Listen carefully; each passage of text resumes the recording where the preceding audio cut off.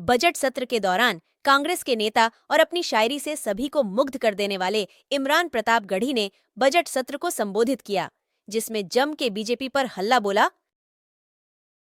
बड़े बड़े दावे किए गए, देश ये कैसा बनाया आपने, लूट कर पैसा बनाया आपने, देखिए जलते दिए भी बुझ गए, अजब दीपक राग गाया आपने।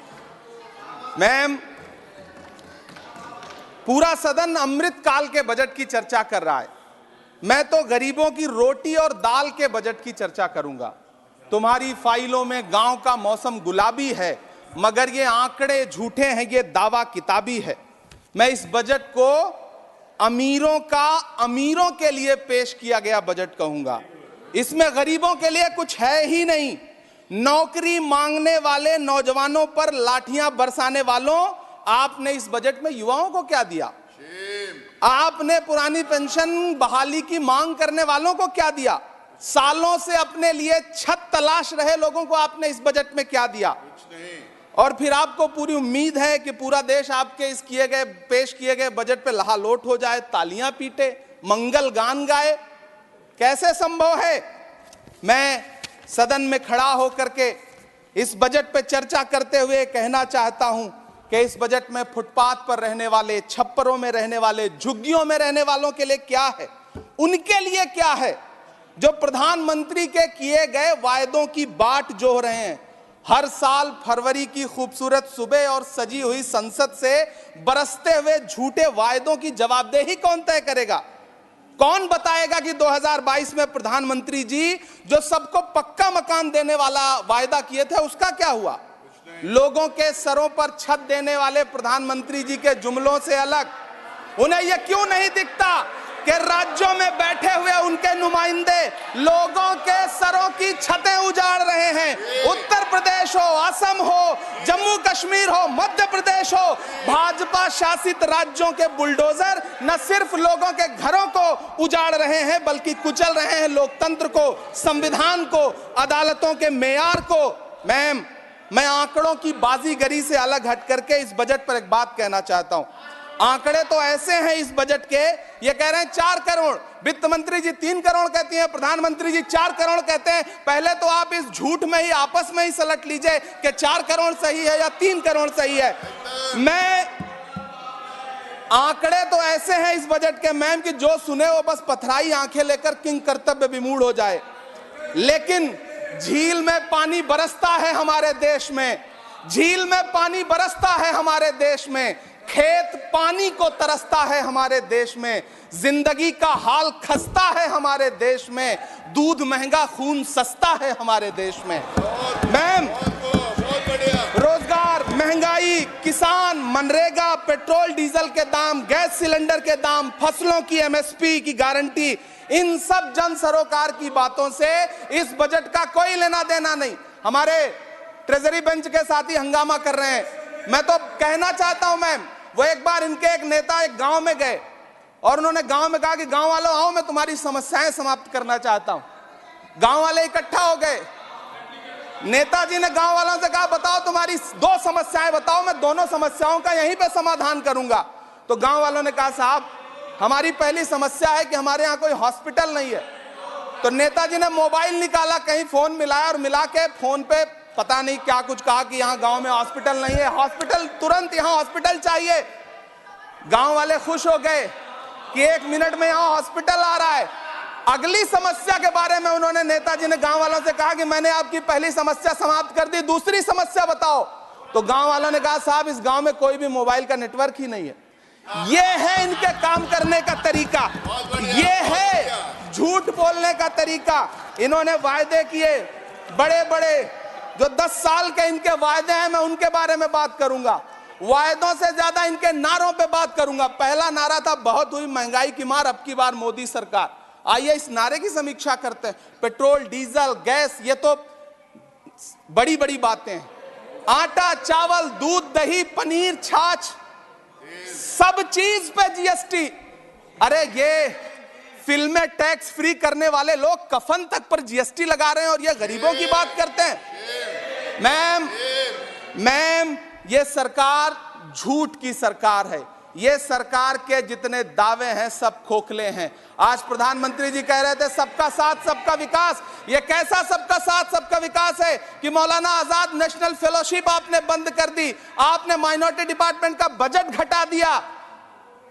आप कह रहे हैं सबका साथ सबका विकास। आप बात करते हैं बेटी बचाओ बेटी पढ़ाओ, हमारी आंखें हाथरस से लेकर कठुआ से लेकर के और देश की जंतर मंतर की सड़क वो देख रहे हैं, जब हमारी ओलंपिक पदक लाने वाली बेटियों को प्रधानमंत्री की चौखट पे अपना मेडल रख देना पड़ रहा है। इससे शर्मनाक क्या हो सकता है।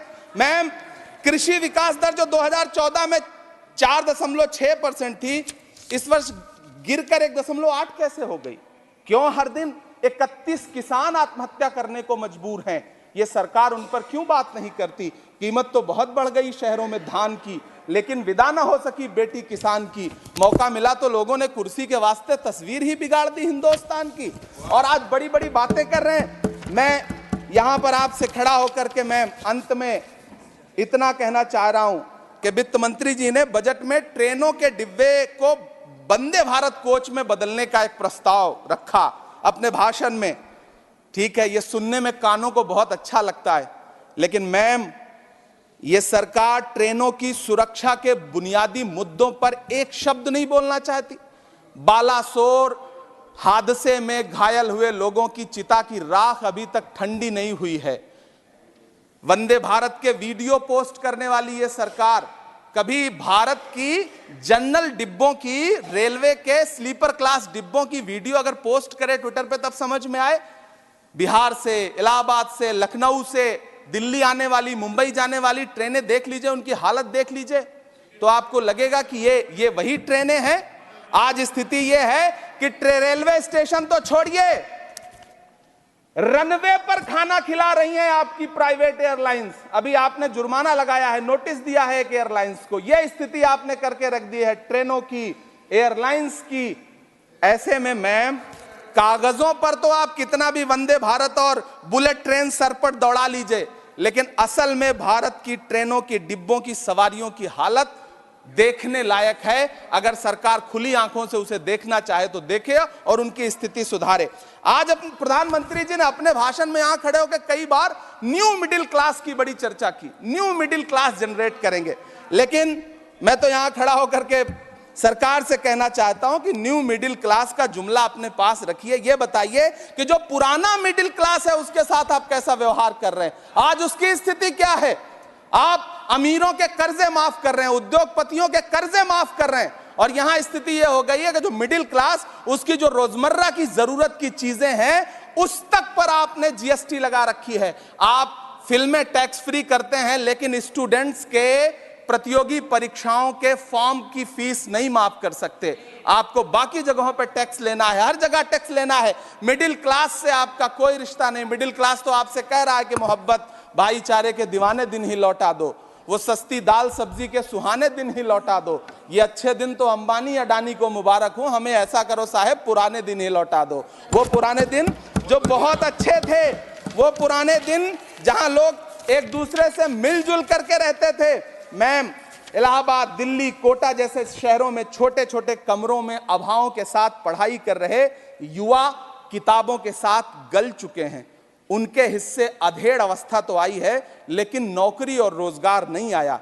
हर साल 2 करोड़ नौकरियां देने का दावा करने वाली ये सरकार 10 साल में युवाओं को नौकरियां नहीं दे पा रही है। 20 करोड़ नौकरियों का बोझ है इस सरकार के कंधे पर, और 2024 में देश देखेगा कि उन्हीं 20 करोड़ नौकरियों के बोझ तले दबकर बैठ जाएगी यह सरकार। यह देश देखेगा, क्योंकि जिस ओर जवानी चलती है उस ओर जमाना चलता है। देश का युवा नाराज है, देश का युवा गुस्से में है। ऐसे में उसकी पीड़ा को इस बजट में कहीं भी आवाज देने की कोशिश नहीं की गई। मैं आपके बीच खड़ा हूं, मैं तो वित्त मंत्री जी का भाषण सुन रहा था। यह कहा जा रहा था यह अमृत काल का बजट है, यह अमृत काल का बजट है।